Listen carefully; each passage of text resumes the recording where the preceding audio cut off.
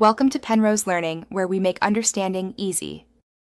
In this video, I will explain how to import alpha in ZBrush.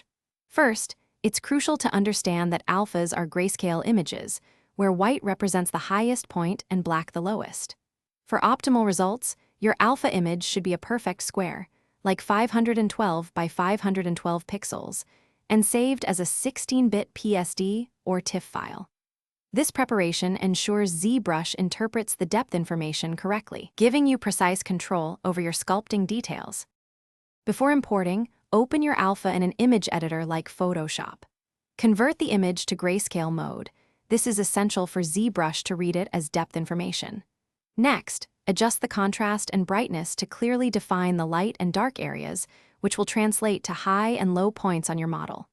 Finally, save your alpha as a 16-bit PSD or TIFF file.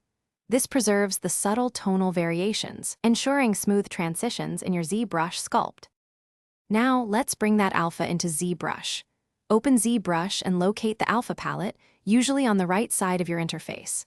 Click the Import button, which will open a standard file browser window.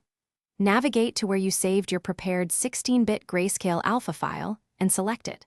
Once imported, your new alpha will appear as a thumbnail within the alpha palette, ready for you to select and apply to your brushes.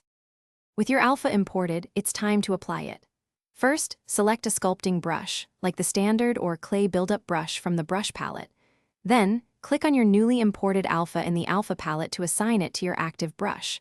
Adjust the Z intensity slider, typically found at the top, to control how strongly the alpha affects your sculpt. A value of around 25 to 50 is a good starting point. Now, simply sculpt on your model to see your alpha in action. Thanks for watching. If this was helpful, leave a like and consider subscribing. See you next time.